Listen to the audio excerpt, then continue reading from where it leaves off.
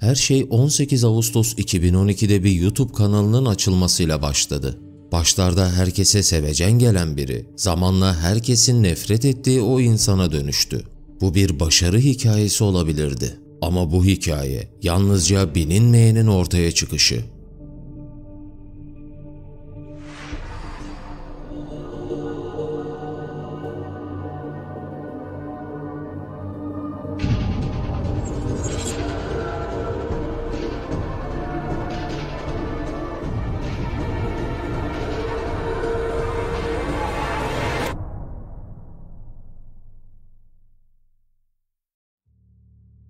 ...2012'nin Ağustos ayında YouTube'da oldukça sevecen tavırlarıyla dikkat çeken Denzel Owens Jr., Plasma Master Dan adında bir kanal açtı. Kendisi 65 yaşında, Ohio'da yaşayan ve TP Tools şirketinde 30 yıl plazma kesiciliği yaptıktan sonra emekli olmuş birisiydi. Şirkette çalıştığı süre boyunca oldukça sevilen ve saygı duyulan bir kişiliğe sahipti. Çevrelerce bilindiği üzere bekardı. Yalnızca Penny ve Ducky adında iki sevimli köpeğiyle birlikte oldukça sıradan bir hayat sürüyordu. Bu sıradan hayatını biraz olsun canlandırmak ve neşeli bir şeyler yapmak için de kendisine küçük bir eğlence olarak bir YouTube kanalı açtı. Kanalının belirli bir konsepti yoktu. Genel anlamda kanalına hoşuna giden müziklere yaptığı coverlarını ve günlük rutin hayatını anlatan kısa vlog içeriklerini yüklüyordu. Owens Jr.'ın amacı büyük kitlelere ulaşıp büyük paralar kazanmak değildi. Amacı yalnızlık içinde geçen bu hayatına biraz olsun renk katabilmek ve birkaç online arkadaş edinebilmekti. Owens'ın bu düşüncesi zamanla da olsa gerçekleşmeye başladı. Kısa süre içerisinde hatırı sayılır bir kitlesi bile oluşmuştu. İnsanlar onun paylaşımlarının altına onu mutlu edecek yorumlar atıyor ve içeriklerini çok beğendiklerini söylüyorlardı. Owens uzun yıllar boyunca yalnız bir hayat sürmesinden dolayı internet ortamında edindiği bu çevre onu fazlasıyla mutlu ediyordu. Bazen abonelerine özel videolar hazırlayıp nicklerini ekran başında okuyor, bazense onların söylemesini istediği şarkıları kayda alarak onlara hediye ediyordu. Oldukça sevecen gözüken Owens'ın kanalı 2020 yılına gelindiğinde mükemmel bir dönüm noktası yakaladı. Pandemi dönemiyle birlikte insanlar vakitlerinin büyük çoğunluğunu evde geçirmeye başlayınca sosyal medya içeriklerine daha fazla ilgi gösterir hale geldi. Owens Jr. da YouTube'da yaptığı sıradışı cover paylaşımlarıyla bu dönemde tahmin edilenden çok daha büyük bir hayran sayısına erişti. 3 Haziran'a kadar birkaç bin olan takipçisi o tarihten sonra 100 binlere, birkaç ay sonrasında ise 500 binlere kadar ulaştı. İnsanlar Owens Jr.'ın paylaşımlarına yoğun ilgi gösteriyordu. Onu seven ve takip eden herkes ona YouTube'un büyük babası diyordu. Owens Jr. bir anda oluşan bu hayran kitlesine karşı ne kadar memnun olduğunu hemen her videosunda dile getiriyordu. Aboneleriyle kurduğu yakın ve samimi ilişkiler herkes tarafından da gayet hoş karşılanıyordu. Birçoğuyla YouTube haricinde Skype'te canlı görüşmeler gerçekleştiriyor. Hatta birlikte onlara yazdığı şarkıları bile söylüyorlardı. Ama Denzel Owens Jr. tüm bu sevecen görüntüsünün altında çok daha karanlık bir maske takıyordu. I have little ears, little hands,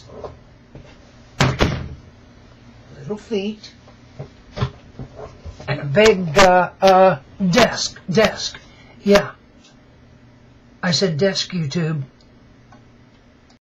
10 Ekim 2020 yılında bir Reddit kullanıcısı hastalıklı gerçekler bölümünde dikkat çekici bir konu başlattı. Konu kısa zaman içerisinde YouTube'da oldukça büyük ün kazanan Plasma Master Dan kanalının sahibi olan Denzel Owens Jr. ile ilgiliydi.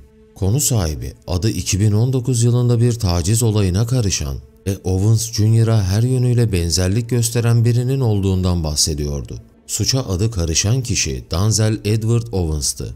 Edward Owens, 2019 yılında Ohio'da reşit olmayan bir erkek çocuğunu taciz etmekten suçlu bulunmuştu. Ceza olaraksa kendisine $200 para cezası, bir günlük hapis cezası ve 30 saatlik kamu hizmeti uygun görülmüştü. Konu sahibi, adı ve yaşadığı bölge benzerlik taşıyan bu adamın YouTube'da ün kazanan Owens Jr. olup olmadığını tam anlamıyla çözemediğini söyleyerek Reddit'te böyle bir konu başlattı. Konu çok kısa süre içerisinde fazlasıyla ilgi gördü. Bazılarına göre bu yalnızca Owens Jr.'ın kısa süre içerisinde ünlenmesini kaldıramayan insanların ortaya attığı bir karalama kampanyasıydı. Ama bazılarına göre ise bu hep önlerinde duran karanlık bir sırrın aydınlanmasıydı. Konunun derinine inerek olaya ışık tutmak isteyenler kendilerince araştırmaya koyuldu.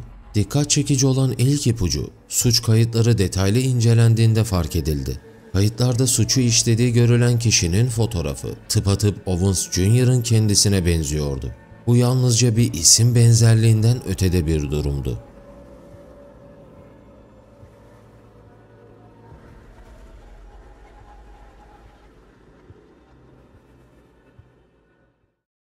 Suç kayıtları ve Owens Jr.'ın kanalı incelenmeye devam ettikçe aralarındaki benzerlik daha da yüksek boyutlara ulaştı.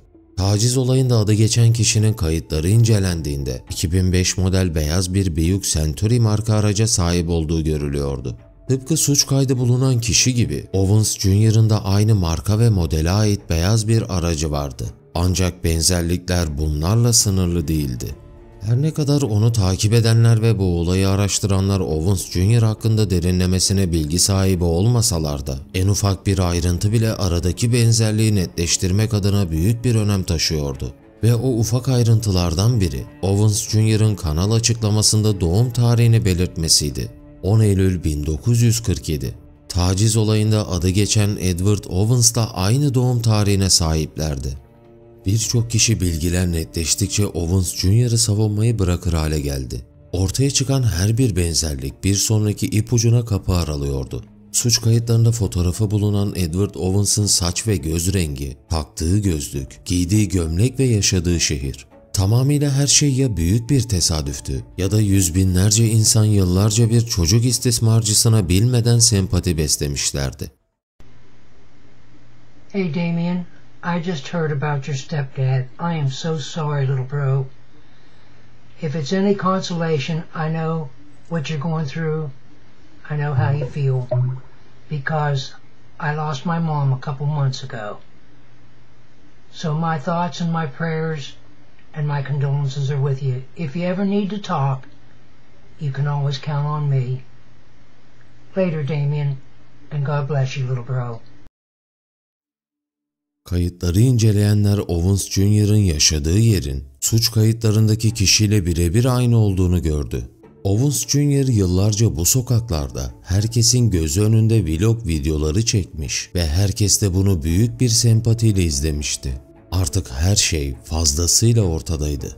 Her ne kadar yıllarca karanlık tarafını gizlemek istese de Owens Jr.'ın gerçek kimliği aydınlatılmıştı.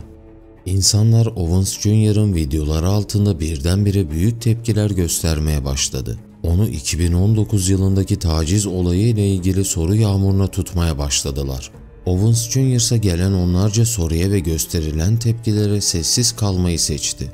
Reddit'teki bu olay gündem olduktan yalnızca 4 gün sonra 14 Ekim 2020'de Owens Jr. hastalığının ilerlediğini ve artık YouTube'a sık video atamayacağını söyledi. Owens Jr. çok uzun zamandır koa hastasıydı. Yüklediği videolarda bunu pek çok kez dile getirmişti. Ama çoğu insan Owens Jr.'ın YouTube'u bırakmasının asıl sebebinin taciz olayının ortaya çıkması olduğunu düşündü. Eskisi gibi video atamayacağını söyledikten sonra birkaç video daha paylaşmış ve ardından YouTube'un büyük babası tamamıyla kayıplara karışmıştı. 19 Kasım 2020 yılında son videosunu paylaşan Owens Jr. 21 Aralık 2020'de hayatını kaybetti. Geride gizeme aydınlatılmış bir olay ve yüzlerce video yüklü kanalı kaldı. I can't kill you, Cal. Because Damien said he'd kill me if I killed you. And I like living.